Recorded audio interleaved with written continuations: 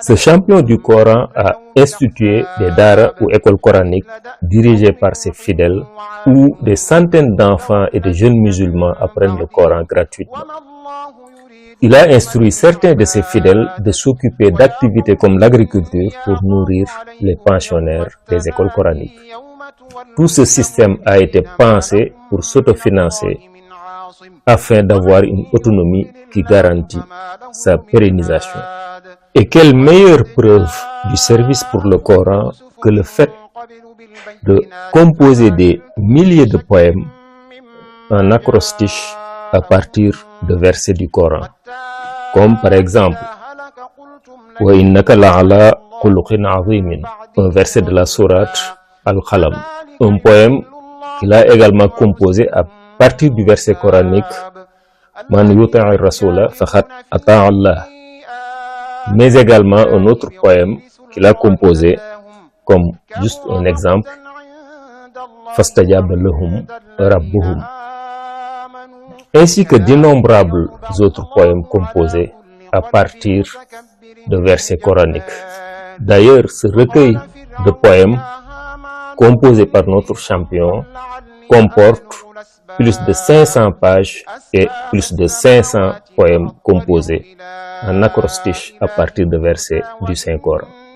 Quel est le résultat de son action en faveur de la conservation, de la préservation et de la diffusion du Coran de son vivant, mais après son rappel à Allah et jusqu'à nos jours?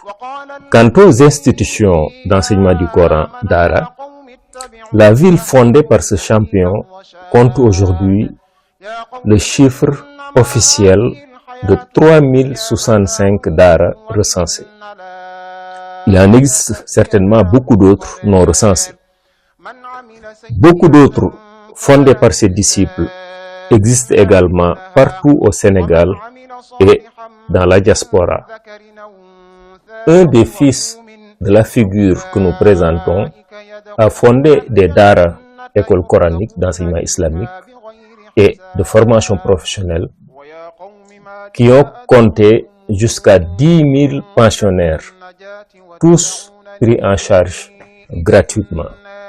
La communauté de notre champion est sans doute l'une des rares à disposer d'un institut d'enseignement du Coran réservé entièrement aux filles. 550 pensionnaires qui portent tous le nom de la mère du champion dont on parle. Cet institut, créé par un de ses petits-fils, compte déjà près de 400 hafizat, jeunes filles ayant mémorisé entièrement le Saint-Coran.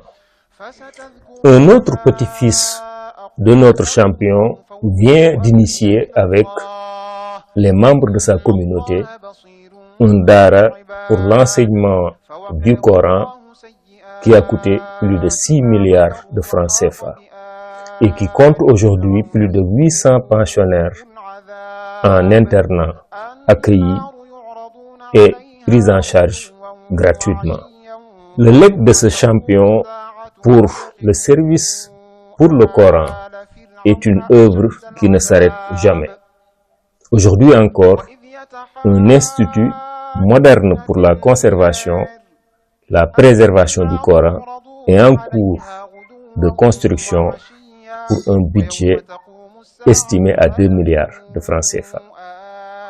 Un des indicateurs de l'œuvre et du legs du champion du Coran que nous évoquons est sans doute le nombre élevé de concours du Coran que les enfants issus de sa communauté gagnent, non seulement au niveau national, mais également au niveau international. À titre d'illustration, durant ce mois béni de Ramadan 2026, sur les 10 vainqueurs du célèbre concours du Coran au niveau national, la moitié, 5 sur 10, sont des habitants de sa ville sainte. À noter aussi que les 2 plus grands concours du Coran organisés au Sénégal pour la mémorisation, la psalmodie et la calligraphie du Coran, avec les prix les plus élevés sont le fait de disciples de ce champion. Un autre indicateur de l'œuvre et du legs de ce champion, c'est le développement très rapide au sein de sa communauté des techniques de tajwid du Coran. On sait que de son vivant, il faisait venir des Mauritaniens durant le Ramadan pour la qualité de leur déclamation. Aujourd'hui, des centaines et des centaines d'imams de sa communauté dirigent les trawih partout au Sénégal. D'ailleurs, un de ses petits-fils fait partie aujourd'hui des meilleurs dans le monde en matière de salmoji du Coran tajwid.